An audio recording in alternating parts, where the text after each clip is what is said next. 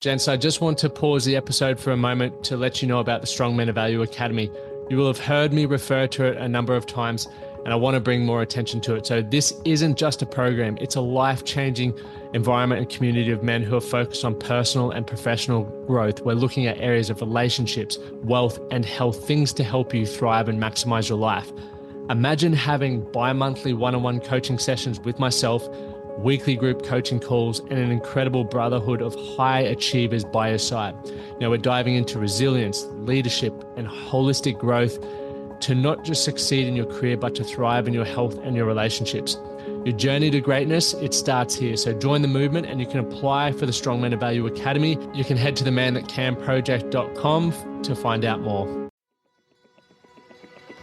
You're listening to The Man That Can Project with Lachlan Stuart, a global movement created to empower men and open up what's really going through their minds by having real and raw conversations about life's unique challenges and our individual ways of processing it all.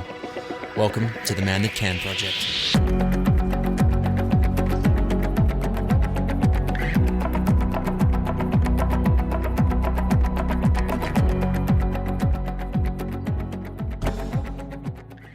Welcome back to another episode of the Man That Can Project podcast. I'm your host, Lachlan Stuart, and for those returning, thank you guys for jumping back in. For all the new listeners, welcome. And today, episode 301, starting a new century, so to speak, is very exciting. We've got already, I think there's 8 more episodes banked up with expert guests, musicians, men from all walks of life sharing their experiences, sharing their stories. Plus, we've got a new format coming where I have 2 guests on at a time and we pick 3 topics and just have a chin wag and chew the fat. So remember, I appreciate your support every time you share the show on your socials and tag me. You go in the draw, you gain an entry to win a free coaching session with myself, which is very, very exciting. And if you're not in the free Facebook group, head over to Facebook, search the Man That Can Project, find the group, join it, and we'll connect in there. I look forward to having conversations with you guys. Before we dive into today's episode, where I will be talking about finding peace and calmness and how you will not find it by sweeping shit under the rug, right? The avoidance mentality. That's what we're going to be talking about. But just before I do, I got to tell you, and I know the boys that I played golf with yesterday knew this was coming. So yesterday we were playing Brisbane Golf Club, and it is a fantastic golf club. And up until yesterday, I'd been having a fairly good run with the stick. I was starting to get a little confident, and yesterday was definitely just not my day. It was one of those days where you feel like tossing the club, breaking it over your knee, screaming into your mate's face, all those sorts of emotions were going through my head. I really just didn't want to finish the round, to be fair. But nonetheless, I can't remember what hole it was on. It was a par 5, which means 5 shots to get there. It was quite a long one.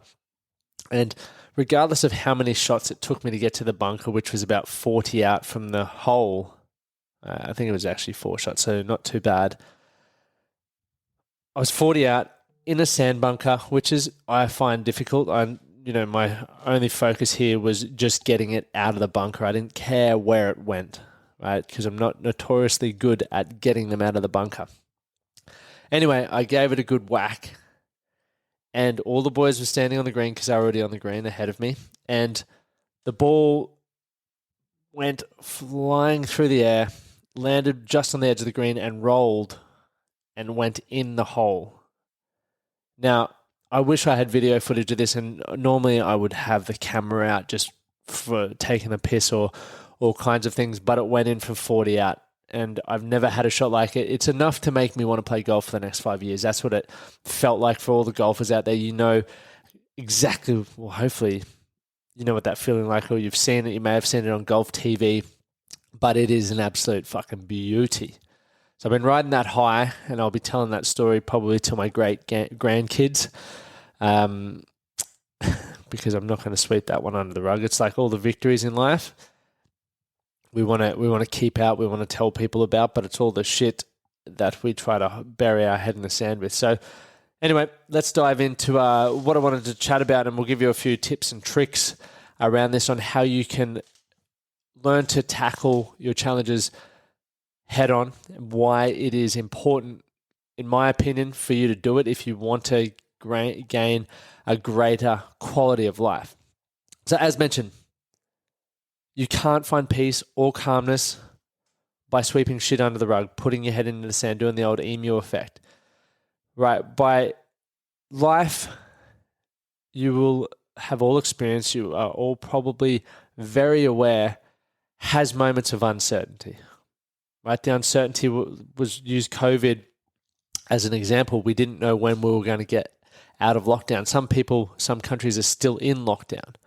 Right? The uncertainty around not having a timeline isn't very fun. It's a tough thing to go through. And I still remember, and once again, we were very fortunate in Brisbane. Our lockdown wasn't as long as most, but just waking up every day, having to wait for them to give their debrief on the news. You're like, oh, am I going back to normal life? Am I not? Am I going to have to create a new program? Am I not? Am I going to have to do this? Am I not? How am I going to train? Or am I not? And that was the life that most of us experienced for a long time. And it does feel like it's hard to make progress. Although I think once you can just accept that uncertainty is there, you can learn to move through it day by day, minute by minute.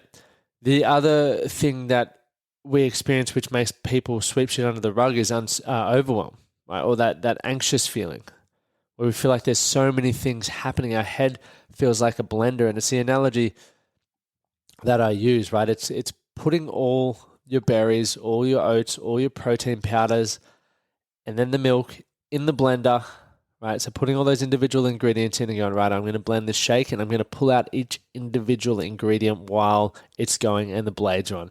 That is fucking scary, and most of the time, your ingredients are going to be minced up. So good luck getting them out. But that's how most of us are walking around day in, day out, and we don't deal with it. Right? Well, some people do, but most people don't. Ways to start looking at dealing with overwhelm. For me, medication is the last step. I think there's many things you can try before that.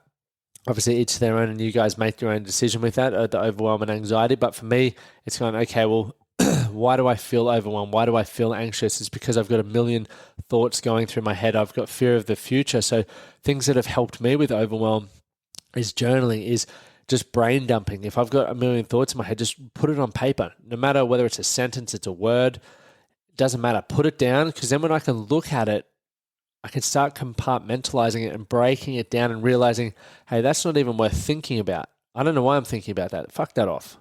A lot of us do that. So if we can start doing that, we start creating more calm and peace in our mind. That's called dealing with the overwhelm.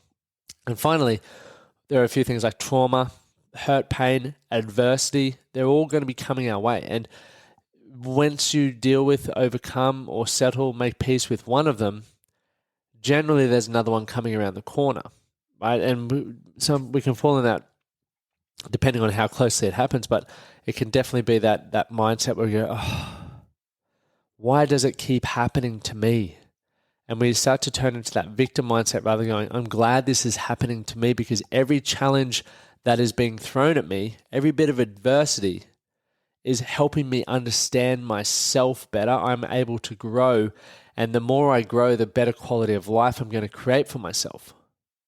I'm fortunate to be getting these thrown at me, because some people never do. Right? You think about this.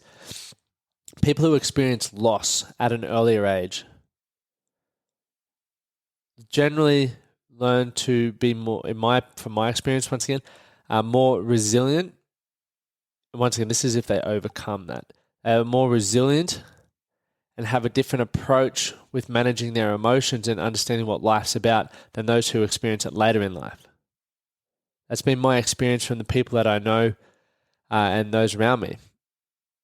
But the people who have had to deal with some form of loss, and I'm not just talking about death, I'm talking about, it might be career or huge failures or your rock bottom period, are generally more resilient. So understand that all of those things, plus some that I haven't listed, are always going to be a part of your life, and they're going to continue to rear their head from time to time. But in order to find that peace and that calmness that so many people want, right? You're probably sitting here now listening to this going, man, I wish Lockie had a better podcast voice, because it would make this conversation so much more relaxing to listen to. That's what I fucking say when I listen back to these episodes. But it's a part of life, right? It's always there, and it's going to help us grow. And we've got really two ways to handle it. Right? Every bit of everything that I mentioned, uncertainty, overwhelm, adversity, trauma, pain, suffering, all of that, there's two ways to handle it. We can either hide, which is that escapism, avoidance, head in the sand approach, sweeping shit under the rug, hoping that by doing that, you'll come back and it will have magically fucking disappeared. Hands up if you tried that. I think I was almost trying to do that yesterday with each hole. There were some holes yesterday I didn't even bother putting out because I was just like, fuck this, let's start fresh on the next hole. But because I was avoiding dealing with probably my mental space, I was frustrated, was the reason why it didn't get better. I didn't handle it very well. I was trying to avoid what was happening in front of me. And the second way, which is what I encourage you and I more often than not lean towards, is fucking charging at the challenges in front of you. Some challenges may be a simple decision and they're fixed. Other challenges may take 3 fucking years to deal with. But here's what happens when you walk towards the challenge in front of you, the uncertainty, the overwhelm, you're taking ownership, you're taking responsibility. And as I bang on about all the time, lads, when you take responsibility, you take ownership, you're in control of changing the outcome, right? And if you're wanting to improve something in your life, what do? You change it. Because if you keep doing the same shit, you're going to get the same result. It's that simple. So you get to decide whether you're going to be one of those people who avoid things or you're going to run into it. Your choice. I spent majority of my life up until about 24 just hiding things under the rug, hiding conversations that I needed to have. I didn't want to have those because what if it led to an argument, or what if the truth came out because I lied a lot? All of these sorts of things, right? What about with sport? I was trying to avoid training. And then I'd wonder why my results weren't where I wanted them to be. My finances, this was a horrible, even until recently. I think it was 2 years ago where my accountant was just like, come on, man, you've really got to start understanding these numbers and fucking doing your bass earlier because you're killing me, man, and you're killing yourself. And I was like, fair play. And I was always putting my head in the sand because I just didn't want to have to figure out the numbers. Like, I use 0 now, thank God for that. But prior to that, just head in the sand. So now whenever there's challenges, there's things I don't want to deal with, I'll find someone that I can pay to help me deal with it. Because I know one of my weaknesses is that. So rather than letting it continue to be a weakness that slows my quality of life down or holds me back, I go, fuck this, man. I am definitely going to pay someone to help me because I don't want to be in a situation in 3 months' time that I could have dealt with now just by spending or investing a little bit of money. So learn how to deal, guys, and you'll process better. You'll start understanding every time that you deal with adversity, overcome pain, have experienced loss, the next time it comes around, you're going to be in a better frame of mind, a more experienced frame of mind to overcome it, right? Which is fucking exciting. That's why life for me is so much about experience and taking risks and just living, because through every failure and fuck up, even every victory, you're learning, should you choose to. You choose by, once again, stepping into it, leaning into it, or you don't learn by going, fuck that, I'll just move on. Life's happening so fast, I don't have time to reflect. You get to decide what kind of person you want to be. So if you want to find peace, right, and peace for me is just like that, and that's also calmness for me as well. If you want to just have those moments, take ownership because you're in control of your time, you're in control of your thoughts. Right? And if you want to feel calm, if you want to feel peace, do and create habits and rituals and take action steps that allow you to just have those moments, even if they're just 5 minutes where you can just breathe, like just, that's all it needs to be. Guys, if you get value from this, I would love to ask for your support. I would love to ask for you to share this episode or another episode that you've gotten value with two mates. Not one, not three, two. Two friends that you know would get value from this podcast. That's what all I ask today, to help more and more men of value like you, gents, find out about these podcasts, gain value, and take their life to that next level. Thank you for listening to the Man That Can Project podcast. My name is Lachlan Stuart, and I hope you enjoyed this episode and found it helpful. If you did, please take a moment to rate and review the Man That Can Project on your favorite podcast platform. And don't forget to subscribe to stay up to date with our newest episodes. We'll see you again next time.